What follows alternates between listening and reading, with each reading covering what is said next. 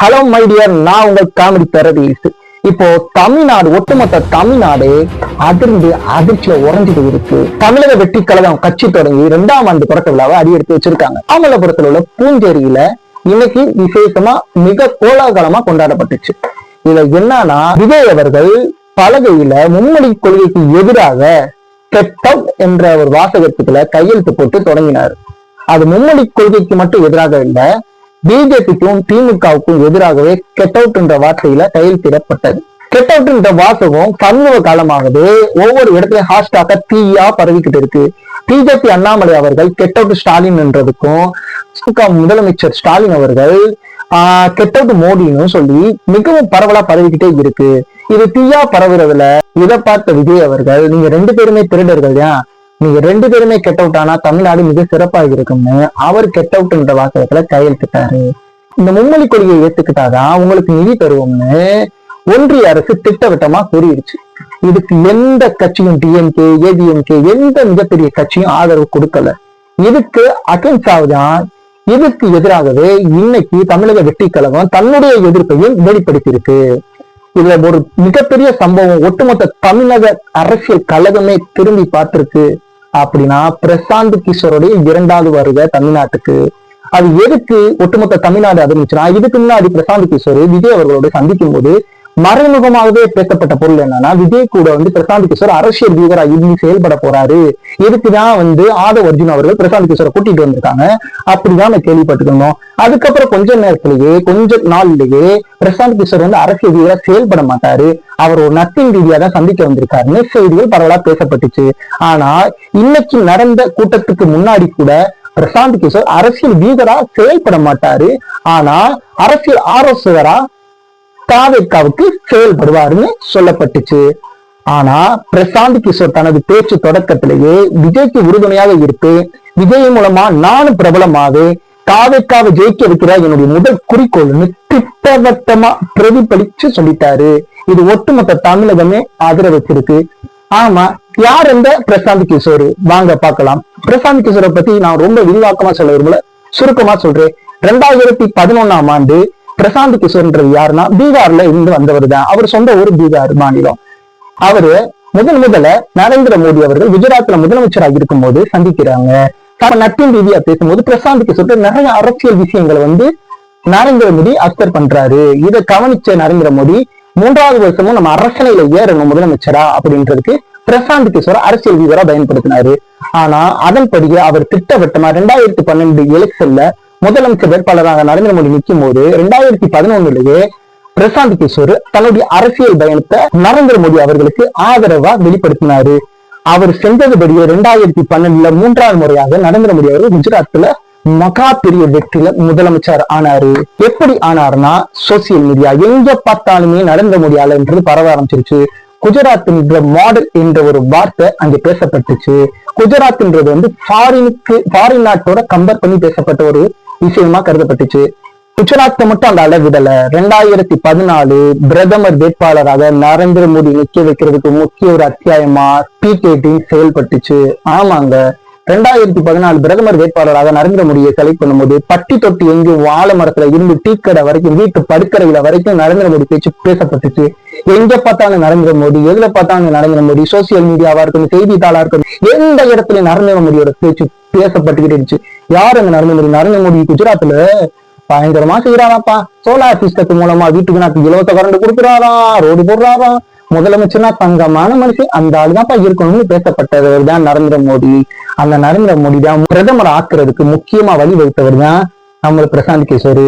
அவர் ஒரு பிரதமர் வேட்பாளர்னா இப்படியா இருக்கணும்ன்றத மாற்றி ஒரு டீ கடையிலும் பிரதமர் வேட்பாளரை பார்க்கலாம், ஒரு சராசரியா ஒரு மனுஷன் கூட நரேந்திர மோடியை பார்க்கலாம்னு வெளிப்படையா ஒரு பிரதமர் வேட்பாளரை வெளிப்படுத்தினவங்க இந்த பிரசாந்த் கிஷோர். அதை பயன்படுத்தி நரேந்திர மோடி அவர்கள் பிரதமர் ஆனாரு.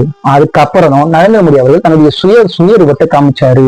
பீகார் மாநிலத்துல பிரசாந்த் கிஷோருக்கு இதனால பீகார் மாநிலத்துல ஒரு தனி அங்கீகாரம் கிடைக்கும்னு நம்பிக்கை இருந்தாரு. ஆனா அதுக்கு ஆப்போசிட்டா நரேந்திர மோடி பிரசாந்த் கிஷோருக்கு விரோதமாகவே நிறைய விஷயங்களை செஞ்சோன்னே பிரசாந்த் கிஷோர்னால அதை தாங்க முடியல. இதை பயன்படுத்திக்கிட்ட பீகார் முதலமைச்சர் நிதிஷ்குமார் அவர்கள் பிரசாந்த் கிஷோரை கையில எடுத்தாரு.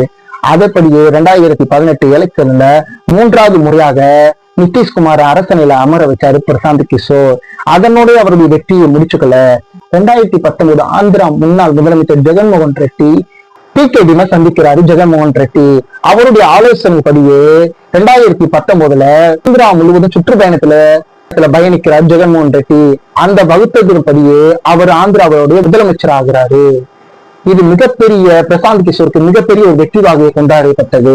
அதுக்கப்புறம் 2020 அரவிந்த் கெஜ்ரிவால் டெல்லியில 3வது முறையாக பிரசாந்த் கிஷோருடைய ஆலோசனைப்படியே முதலமைச்சரா அரசனில ஏறாரு.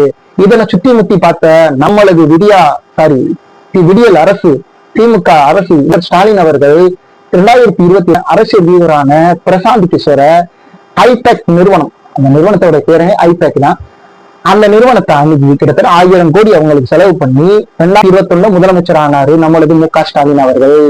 அதே கலக்கத்தை தான் இப்போ 2026 தாவேக்கு அந்த விஷயம் பயன்படுத்த போகுது. இதை கண்டு ஒட்டுமொத்த அரசியலுமே நடுங்கி போயிருக்கு. அதே கெட் அவுட் போர்டுல பிரசாந்த் கிஷோரை ஆதவ் அர்ஜுன் கையெழுத்து போட சொன்னாரு. அதை மறுத்துட்டாரு பிரசாந்த் கிஷோர். அதுக்கு பல விஷயங்கள் பல இதை பேசப்பட்டிருக்கு.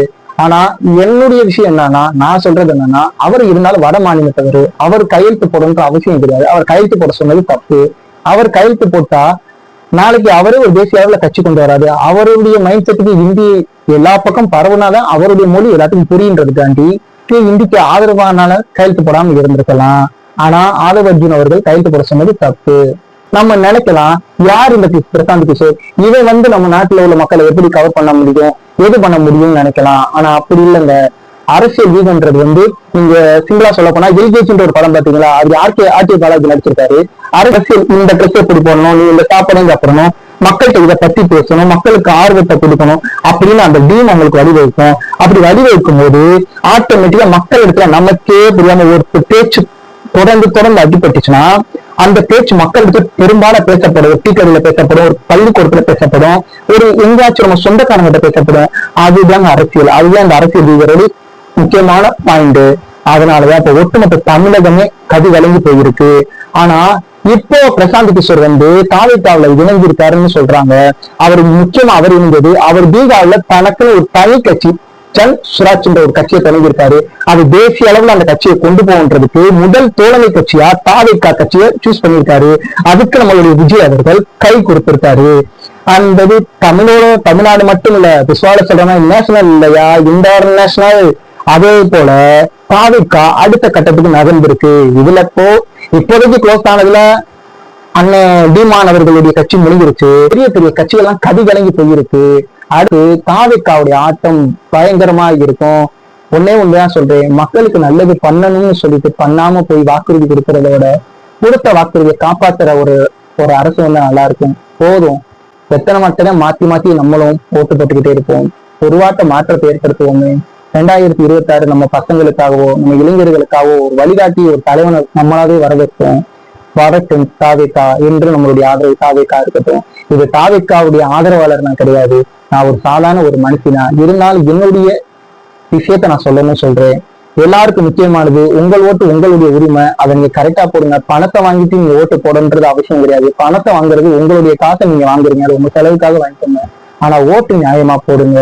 ஞான ஒருத்தர் நம்ம தாண்டி இறங்கி வந்திருக்கேன் அப்படின்னா அவனுடைய சுயலாபத்தினா விட்டுட்டு அவனுடைய வருமானத்தை விட்டுட்டு நம்ம தாண்டி வந்திருக்கானா அந்த தலைவனை தான் நம்ம கொண்டாடணும். அப்படிப்பட்ட ஒரு தலைவன் நம்ம தாண்டி தாவேக்காவுல என்ன வந்திருக்காரு நம்ம விஜய் அவர்களுக்கு மறக்காம ஓட்டு போடுங்க. அடுத்து புது அப்டேட், புது நியூஸ், என்டர்டைன்மெண்ட் ஏதாவது இருந்தாலும் இந்த சேனல்ல பார்க்கலாம். சேனலுக்கு சப்ஸ்கிரைப் பண்ணுங்க, ஆதரவு கொடுங்க. நன்றி, வணக்கம்.